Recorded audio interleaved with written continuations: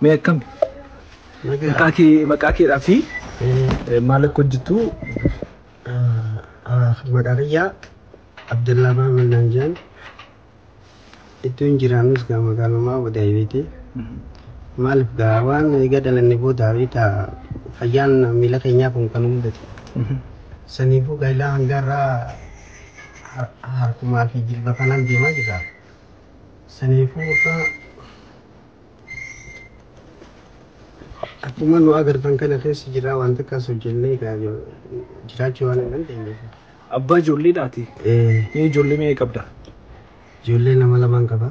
Maal dalagdeeti kan ijoollee jiraachistu? Akkanuma bakka hirkattuun hawaasaa wajjin wal qabateeti malee wanta akka kana nu dalagnee nyaannu qaba.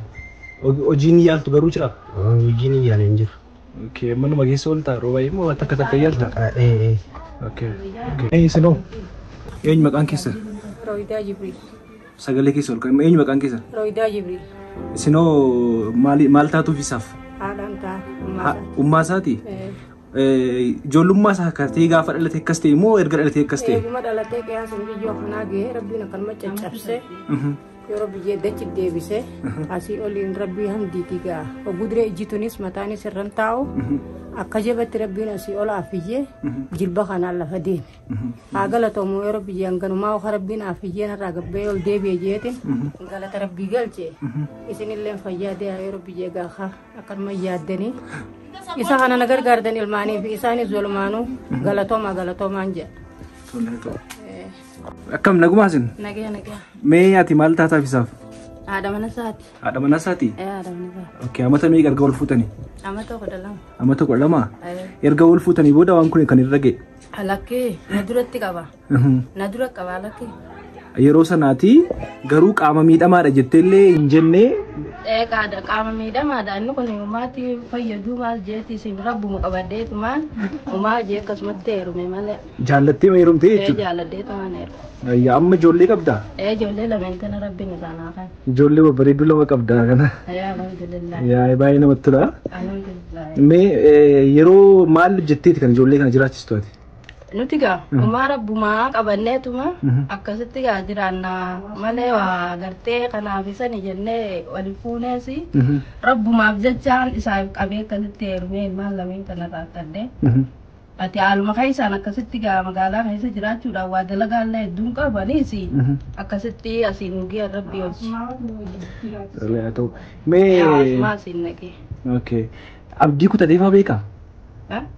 Yeroo takka ni cinqamee fa'aa yeroo cinqamu fa'aa argitee beektaa? Halkan kaamma giseenii fi gartee wayitaa alhamdulillah egaa kallaa kanarratti gartee gabbee waan ilmaan hin bulchinu nuu fidu halkanitti ta'a miti. Karaa keenya kun karaa bineensaati beektaa? Yeroo saniif ol baheetii fuudha. Yeroo takka yeroo itti dhiitee gartee yeroo itti dabartu. Kophaa kiyya ol bahee anis sodaachaadha inni sodaachaadha haraan na yaamee itti bahu. Firroonni isaas hin jiru hiyyaas hin jiru bakka maaf isaa wal qabatee roobaa fi maas aduu fi gisee qilleensi jiru isaa cinqiidha iraaf garuu nima qaba. Egaa kabajamtoota hordoftoota keenya akkuma beektanii Abdallah Ahmed qaba miidhamaadha.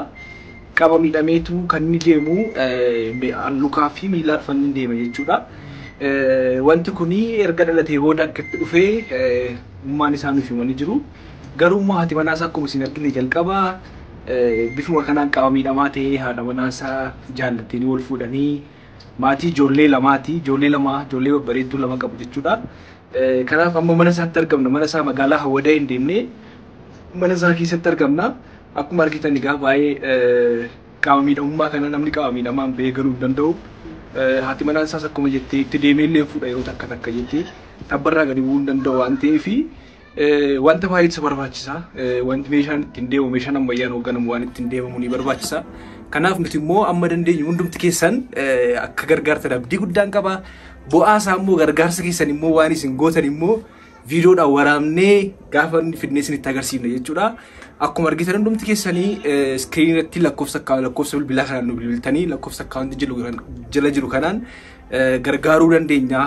Qarshii meeqa isin jedhan waan ittiin oofan? Qarshii 80 naan jaani achiin dura giseen Hamzaan faan dhufanii bakka Facebook irra na ol gadhiisan tilmaamaniin Dibbaa fi 50 jeen kuma dibbaa fi 50 jeen eegas booda saahiba kiyya tokko gisee gaafadhu. Kuma 80 direedhaa gurgurmaa naan jedhu.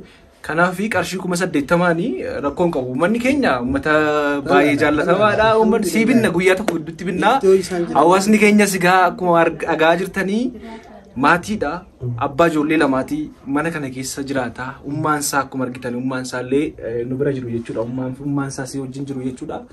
Kanaaf nama kana gargaaru hundumti keenya anis gama kiyya waan barbaadu narraan eegama waan narraa eegamu nan godha hundumti keenya illee gargaaru qarshii xiqqootuun tuffatini akkaawunti irratti walitti qabnee salphaatti binnee finnees nagarsiifna isin jechuun barbaada nama jabaadha nama salphaa miti manni inni keessa jiraatu kunis akkuma argitan manni kuni mana kiraayidha jechuudha mana kiraa kaffalee jiraata meeqa kaffalta mana kiraa qarshii meeqa kaffalta qarshii 500 kaffalta mana kiraa kan baatii qarshii 500 kaffalta ani immoo egaa mana kiraa ka baatii lama Hamzaatti nan ergaa qarshii 1000 kan baatii lama siniif kaffala Roozallee kiiloo 25 siniif fidee dhufeera ammaa fi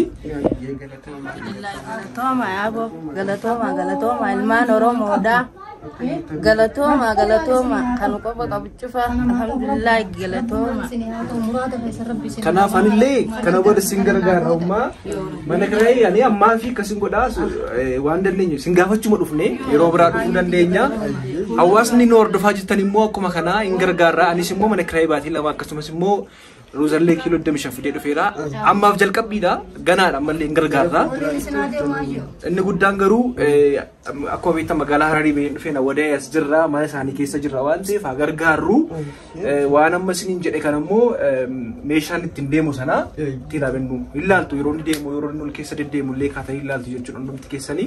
Nagee jirtaa? Jirra. Akkasigaa maanta nuti beektaa hanga dandeenyu waan hundaanuu si jala deemu jirra jechuudha. Si galtee abdii murini wanni ati feetu wanni ati ilmaan Oromootti himatu jirtu wanta deemanii ni sanii jechuudha. Ha mootora kanaaf taasanii jechuudha wanni si jaba akkas ilmaan Oromoo addunyaa tana gubbaa jiran hundi keessanuu fedhiin isaa guddoon jechuudha wanni inni guddoo hawwu jiru wanni ajaa'iba isinii ta'u. Waanuma gartee ittiin deemu jechuudha wanta naaftaa nyaata tokko jira mootora naaftaa nyaata 80 jedhanii isi san hawwiin isaa sanii jechuudha inni guddaan hangasi tasanii ala isintu jiruu isaanii harkitan mana kiraa keessa gala kana hunda laaltanii isin waan guddoo godhuu dandeessan garuu isatti wanni jabduun waan deemeenii bobbahee namarraa waa kadhateeti maatii isaa bulchaa waan kadhate san gizee argate gara manaa gizeen deebu wanni guddoon inni fedhu sanii jechuudha asumaanuu jabaadha itti fufaan isin ijaa gargaarsa keessanii galatu. Kabajamtoota hordoftoota keenyaa egaa fayyaa kan namaa kennu Rabbidha. Namni baay'een namoonni qaama miidhamoo kan nuti harka qabnaa nuti miila qabnaa namoonni harka miila hin qabne baay'een isaanii jiru. Egaa erga fayyaa taane namoota gargaarsa keenya barbaadan immoo gargaaru. Maatii jaallatamaa kana gidduu jirra. Akkuma argitanii abbaa ijoollee lamaati haadha manaa isaa ummaan isaa illee jiru mana kiraa keessa taa'u. Kanaaf anis immoo mana isaanii bira dhufee kan waan wala jajjabeessinu wanti kun saba keenya biratti hin baratamne sabni biraa baay'ee wal gargaara. Kanaaf waan dandeenyuun meeshaa barbaadus ni binnaa fi abdiin qaba waadaan isiniif seenaa qarshii isin gargaartanii dhufnee seenaan isaanii akka jijjiiramu isa booda immoo viidiyoo waraabnee isaanis akka isaan isin galateeffatan ni goona. Kanaaf hundumti keessan waan tokko hin tuffatinaa baay'ee nama gargaaruun rabbiyyuu ni jaallata waan ta'eef hundumti keenya argachuun jira dhabuun jira qaama guutuu ta'uun jira qaama miidhamaa ta'uun jira. Kanaaf waan rabbiin nuuf kennetti gammannee namoota gargaarsa keenya barbaadan immoo gargaaru isiniin jenna isinis abshiraa isinii wajjin jedhama dhumaatti. isin qabnaa isiniif rabbi qabnaa ilmaan Oromoo galatoomaa eega galtee gaafattoorraa nu kaaftanii ilaamman nu jala yaa'u jirtanii galatoomaa isinummaaf rabbi qabna. Wanni isinii kadhadhu ani gama kiyyaan zajaan keessan jannatumaan isinii kadhadhu. Hayyooti jafajjaa rabbi isinii haa kadhu. Injifannoo waan hojjettanii hunda isinii haa fuuldura maleef booda nurraa dhagamus. Ameen. Galatoomaa isinillee ni dhufna isin hordofna boori ni maxxansina. Adawwii isin cilee bishaan buuti